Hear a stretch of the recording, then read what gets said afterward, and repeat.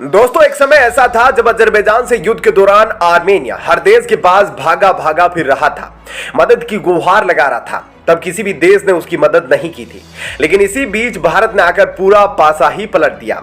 अब आर्मेनिया मजबूत हो रहा है तो वहीं अजरबैजान मारा मारा फिर रहा है। उसे समझ नहीं आ रहा है कि वह करे तो क्या करे, क्योंकि आर्मेनिया को अब बड़े बड़े देशों से सपोर्ट भी मिलने लगा है। ऐसे में क्या है पूरी खबर और भारत ने कैसे अब इस पूरे खेल को ही पलट दिया, इस बारे में अब आपको थोड़ा डिटेल में बताते हैं। दोस्तों भारत ने एकदम पूरा खेल ही बदल दिया है और भारत ने अब आर्मेनिया को ऐसा बना दिया है कि जो काम आर्मेनिया किया करता था वो काम अब अजरबैजान कर रहा है। आपको बता दें कि आर्मेनिया और अजरबैजान की लड़ाई जब शुरू हुई थी तब आर्मेनिया ने CSTO साइन किया हुआ था रूस के साथ, और CSTO एक सुरक्षा संधि है। रूस ने उस समय वादा किया था कि जो भी CSTO के मेंबर होंगे उसके साथ अगर कोई तीसरा देश युद्ध करने के लिए आता है तो रूस वहां पर उस देश की तरफ से लड़ेगा। ऐसे में जब आर्मेनिया के ऊपर अजरबैजान ने हमला किया तो आर्मेनिया रूस के पास गया और पुतिन के पास जाकर उसने मदद मांगी, लेकिन उसे मदद नहीं मिली, क्योंकि उस वक्त रूस ने कहा कि नागोर्नो काराबाख जो इलाका है वह विवादित इलाका है और इस मामले में हम आपकी मदद नहीं कर सकते। ऐसे में रूस का मतलब साफ था कि CSTO में तुम रहो या ना रहो, मदद नहीं मिलेगी। ऐसे में आपको बता दें कि जब यह युद्ध खत्म हुआ तो आर्मेनिया CSTO से अलग होने का ऐलान कर दिया और उसने कहा कि हमें इससे कोई फायदा ही नहीं मिला। ऐसे में यह युद्ध तो खत्म हो गया है और यह बड़ी बेइज्जती के साथ खत्म हुआ, क्योंकि इस युद्ध में नागोर्नो काराबाख चला गया आर्मेनिया के हाथ से और आर्मेनिया को किसी की मदद नहीं मिली। पर आर्मेनिया ने इस युद्ध के बाद एक अच्छे साथी को ढूंढा और वह साथी था भारत। आर्मेनिया ने कई सारे हथियार खरीदने शुरू कर दिए, पिनाका रॉकेट और कई सारे विमानों की भी अभी बातचीत हो रही है कि भारत से जल्द ही विमान खरीदने वाला है आर्मेनिया। यहां तक कि ब्रह्मोस को लेकर भी बातचीत हो रही है। तो भारत ने जैसे ही आर्मेनिया को कुछ हथियार देने शुरू किए वैसे ही अजरबैजान ने हल्ला मचाना शुरू कर दिया और अजरबैजान ने हल्ला मचाते हुए कहा कि भारत यह गलत कर रहा है, भारत हमारी जंग के बीच आ रहा है, वैसे भारत टिकेगा नहीं और भारत के हथियार बेकार है। सब कुछ अजरबैजान ने कहना शुरू कर दिया, लेकिन अजरबैजान को एक फंड मिला करता था और अब वह फंड बंद हो गया है। बता दें कि अजरबैजान ने ईरान के खिलाफ एक प्रस्ताव लाने की कोशिश की, लेकिन उस प्रस्ताव को भी ब्लॉक कर दिया गया, जिसके बाद अब अजरबैजान काफी परेशान हो गया है, क्योंकि एक तो आर्मेनिया को हथियार मिल रहे हैं और दूसरा उसे फंड नहीं मिल रहा, और तीसरा कि जब फंड नहीं मिलेगा तो वह हथियार कहां से खरीदेगा। दूसरी तरफ अजरबैजान देख रहा है कि आर्मेनिया बड़ी तेजी से सब कुछ हासिल किया जा रहा है। आर्मेनिया ने CSTO को भी ना कह दिया है, वह अपने आप को मजबूत कर रहा है और आर्मेनिया के सपोर्ट में अब अमेरिका भी उतर रहा है, क्योंकि अजरबैजान ने जब आर्मेनिया पर हमला किया था उसके बाद वहां पर पहुंची थी नैन्सी पेलोसी और उन्होंने आर्मेनिया पहुंचकर तुर्की के ऊपर भी आरोप लगाया था कि तुम जो कर रहे हो वह सही नहीं कर रहे, यानी कि आर्मेनिया को अब दो देशों का साथ मिलता दिख रहा है।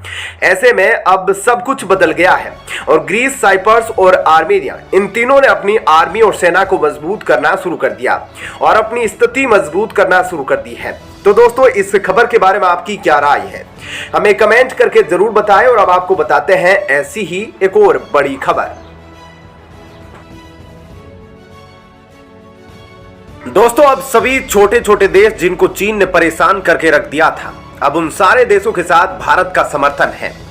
आपको बता दें कि अब भारत जो है बंगाल की खाड़ी से सटे जितने भी देश हैं उनके साथ अब अपना बॉर्डर खत्म कर देगा, और इस खबर से सबसे ज्यादा झटका चीन को लगा है, क्योंकि चीन ने इन सभी देशों पर अपनी कमांड बना रखी है और चीन नहीं चाहता कि इन देशों में किसी और देश का इतने बड़े स्तर पर आगमन हो।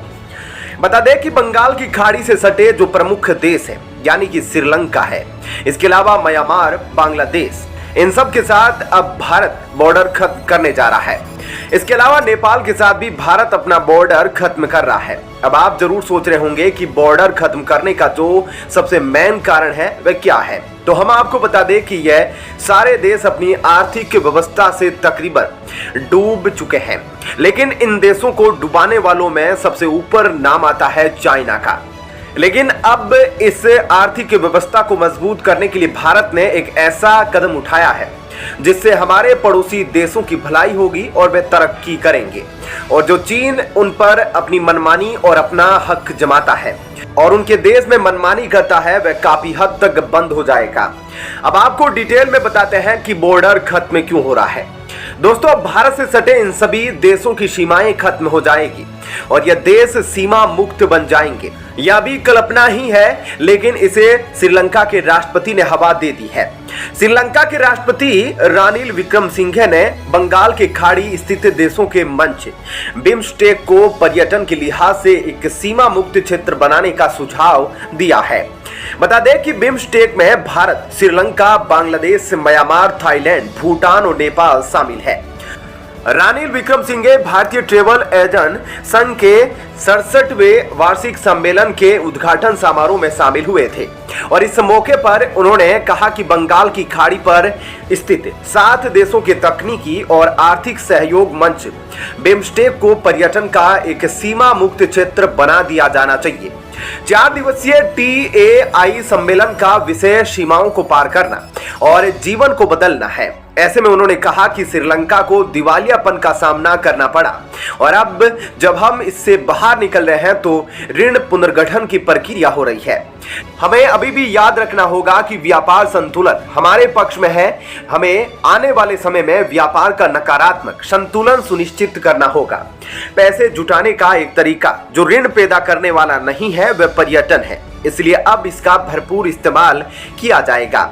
रानिल विक्रमसिंघे ने श्रीलंका को 2022 के संकट से तेजी से उभारने में मदद के लिए अपनी तमाम परियोजनाओं के बारे में बात की और उन्होंने कहा कि पर्यटन क्षेत्र से जुड़ी परियोजनाओं को पूरा करने के लिए कुछ कानूनों में बदलाव भी किया जाएगा। ऐसे में श्रीलंका का कहना है कि आने वाले 10 सालों में हमारे पास एक नया उद्योग होगा। ऐसे में संपर्क सुविधाओं को भी तैयार करना होगा और उनका सुझाव है कि पूरे बिम्स्टेक को ही क्यों ना पर्यटन क्षेत्र बना दिया जाए। पर उनका कहना है कि हम बिम्स्टेक को खोलते क्यों नहीं हैं और बंगाल की खाड़ी का इस्तेमाल समुद्री सफर के लिए क्यों नहीं किया जाता। उन्होंने आगे कहा कि बिम्स्टेक को खोलने से यह बाहर से आने वाले किसी भी सैलानी के लिए एक सीमा मुक्त व्यापार पर्यटक क्षेत्र बन जाएगा। बता दें कि श्रीलंका में GDP में पर्यटन का योगदान लगभग 5% है, जिसमें ब्रिटेन, भारत और चीन सबसे बड़े मुख्य बाजार है। ऐसे में सीमा मुक्त PRV उन देशों को लाभ होगा भारत के द्वारा, क्योंकि भारत में काफी ज्यादा जनसंख्या है और वे विजिट करेंगे उनके देशों में बिना किसी वीजा के या बिना किसी बाधा के, तो उन देशों को काफी बेनिफिट मिलेगा और वे स्ट्रॉन्ग होंगे और चाइना को खदेड़ेंगे धीरे धीरे अपने देश से। तो ऐसे में दोस्तों, इस खबर के बारे में आपकी क्या राय है, हमें कमेंट करके जरूर बताइएगा।